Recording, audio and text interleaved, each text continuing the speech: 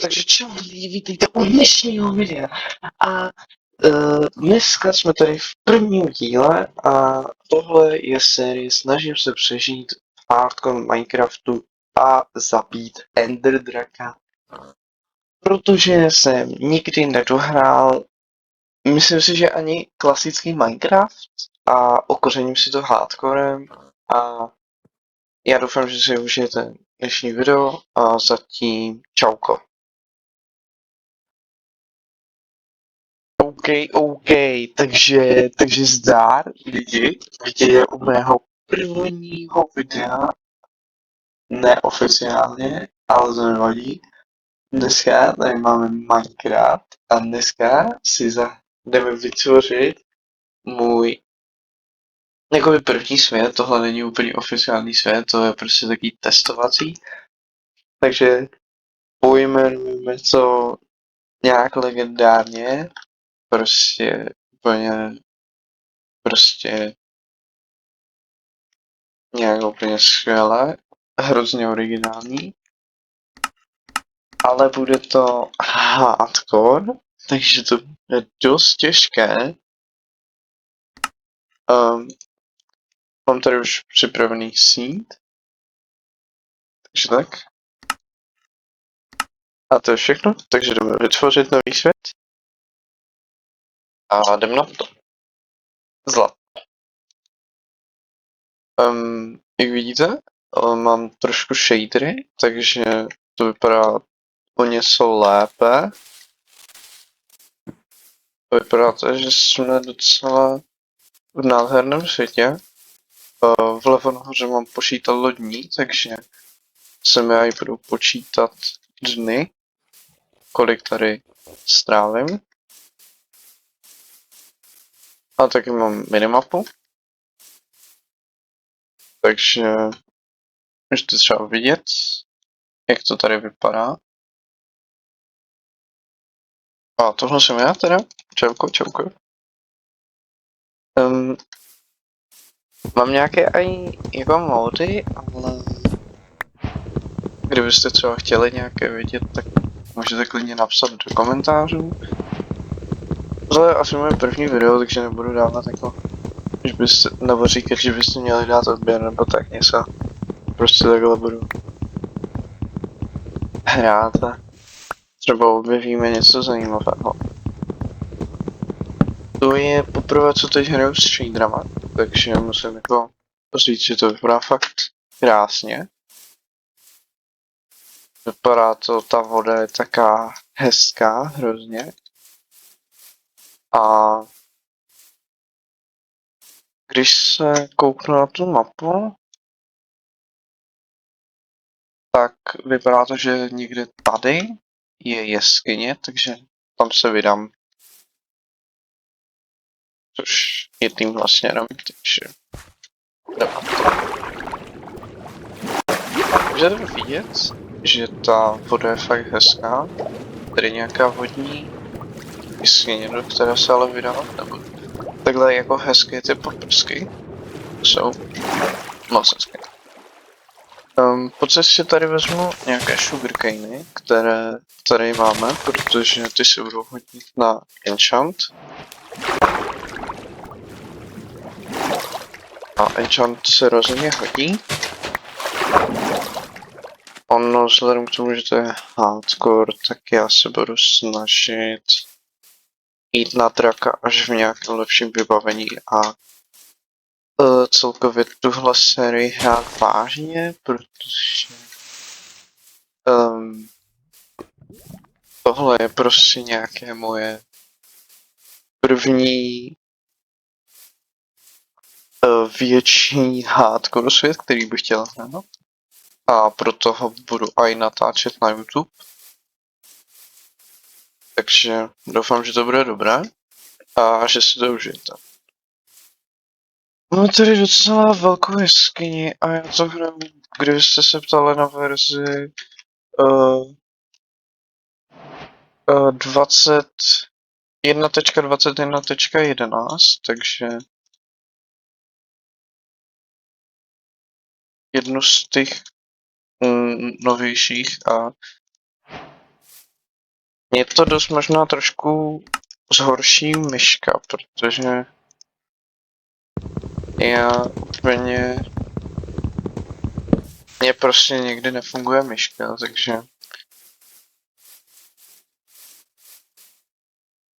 bude to něco jako pokus omyl u Alkana.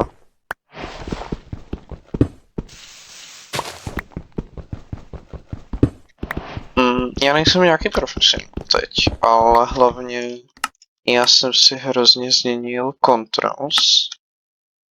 Já jsem dřív měl tady máš teď vždycky, že jo, 1, 2, 3 na klávesnici a já teď místo prostě, abych byl lepší v PvPčku, tak jsem si změnil od pozice 5 do pozice 9, jsem si to změnil na F, Ičko, Xko, Cčko, Včko. A prohodit věci už nemám na Fku, ale to mám teď 5, takže můžete vidět, že se mi to přeplo na 5, ale teď to mám na Gčku. A F5, což bych normálně udělal tímto, tak teď to mám na tlačítku na myši. Takže to bude pro mě o trošičku těžší. Taky nevím, jestli ta mapa nebude jako docela OP, protože já úplně nevím, jak to ještě funguje. Nejsou to jako žádné módy, mám to jenom shadery, pak tu mám zoom, abych mohl zoomovat a viděl líp do dálky. A prostě takové jenom věci, co ten Minecraft zkrášlují, takže jako ne nic, co by bylo jako, že by vás to mělo jako vadit. Možná málem umřel.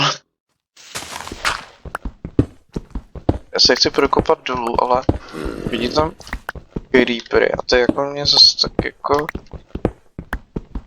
nevadí, ale já extrémně nenávidím skeleto.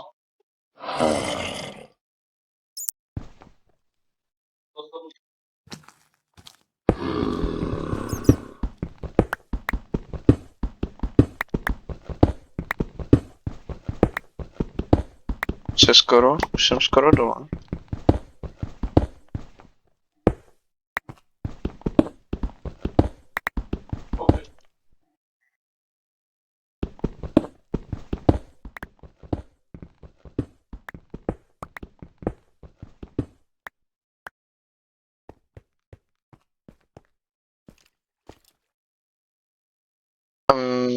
Takže jo, máme tady kostlivce.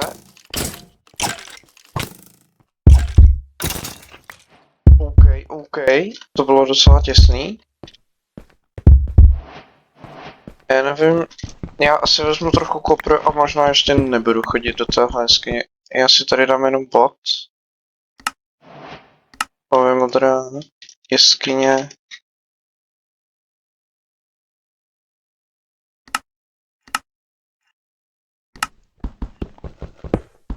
Jenom si tady vytěžím trochu kopru a asi budu.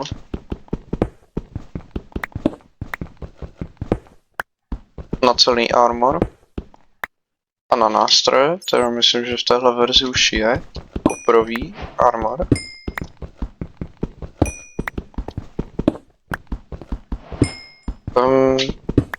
Asi vydám první video, které bude mít třeba 10 minut asi. A pokud by tady byl třeba aspoň jeden člověk, který by napsal komentář, tak mě jako napište, pokud jich teda bude víc, kolik minut by mělo mít třeba to jedno video, protože v tomhle jsem ještě docela neskušený a nevím, kolik by takovýhle malý Minecraft Let's Play měl mít.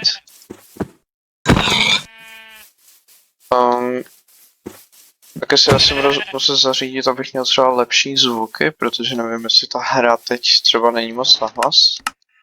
Ale radši si ji trošku stiším, třeba na 60%.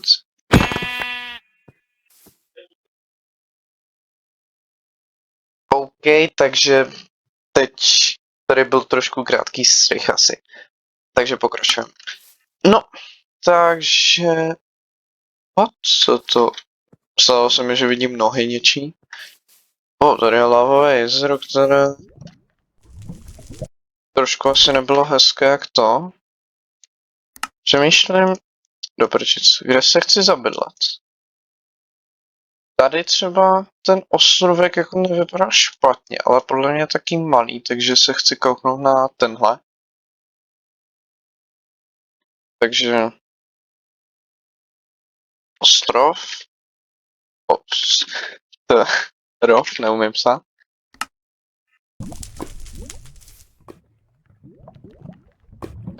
Jo, už se zorientovat. Ale možná bych si chtěl ještě udělat ještě prvně pec a možná trošku se najíst, protože nemám úplně hodně životu.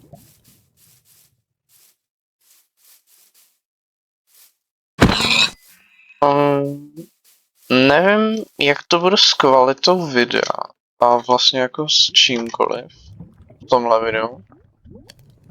Možná tohle ani nevydám, protože to je prostě takový experiment. Takže, kdo ví no. Já si na Vánoci normálně budu muset přát novou myšku, protože to je fakt hrozné, ona prostě nikdy nefunguje.